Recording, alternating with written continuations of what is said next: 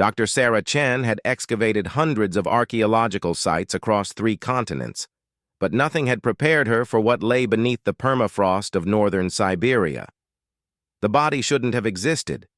Not here, not like this, and certainly not with the technology clutched in its frozen hands. The corpse appeared human at first glance, perfectly preserved by the eternal ice. But the clothing told a different story. The fabric shimmered with an opalescent quality that seemed to shift between dimensions, and the material felt impossibly light, yet durable. Most disturbing were the devices scattered around the body, sleek, crystalline objects that hummed with residual energy, despite being frozen for what carbon dating suggested was over 50,000 years. Sarah's team worked in shifts, carefully extracting the find while government officials hovered nearby. The Russians wanted to claim it, the Americans demanded access, and the Chinese sent observers.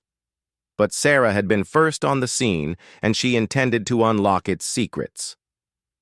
The breakthrough came when her graduate student Marcus accidentally touched one of the crystalline devices with his bare hand.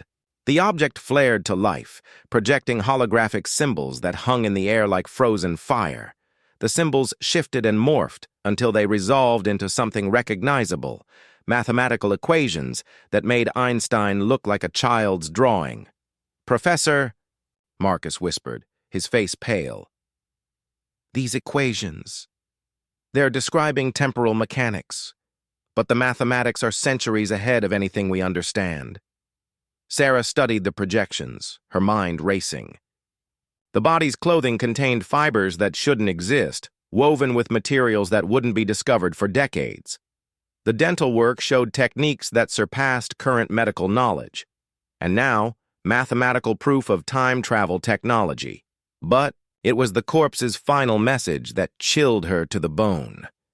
Hidden within the device's memory banks, they found a desperate recording. The image showed a woman, human, but with subtle differences.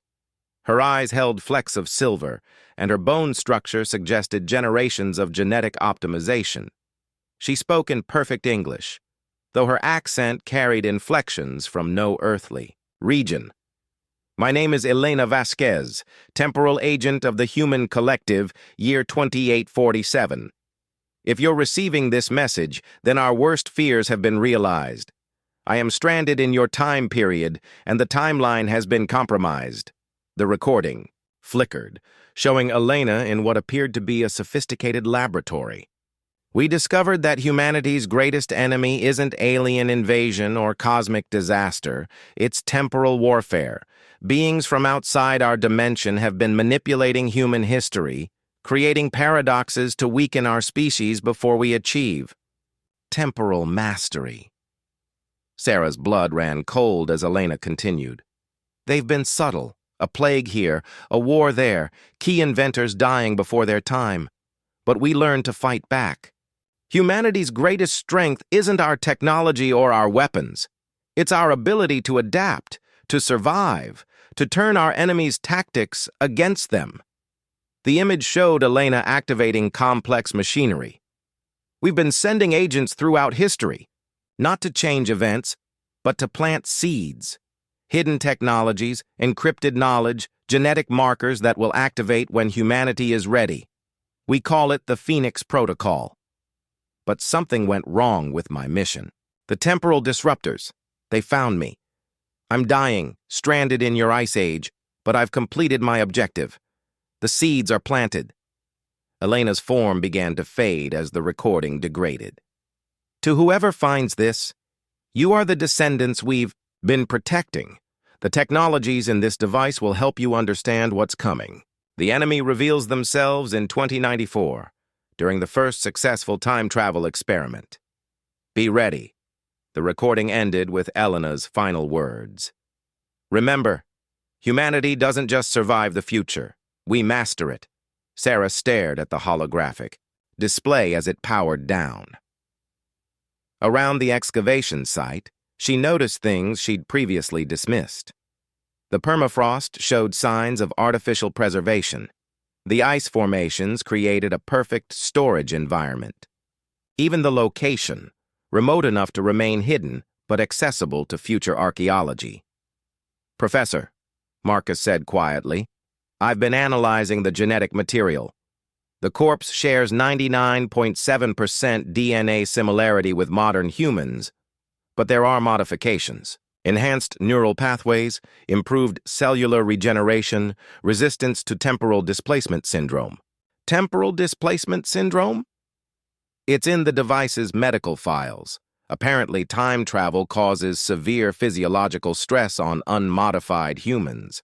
But Elena's people, our descendants, they evolved to handle it. Sarah looked at the crystalline device in her hands.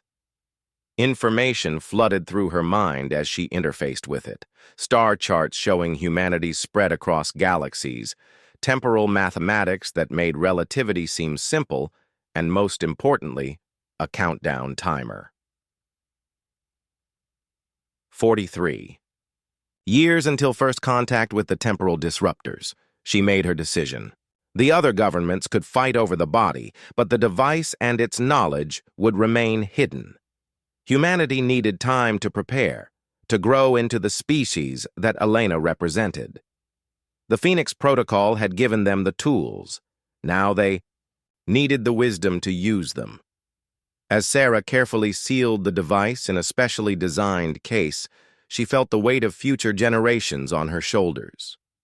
Somewhere in the timeline, Elena and her people were fighting a war across centuries to ensure humanity's survival. The corpse of the time traveler wasn't just evidence of the future.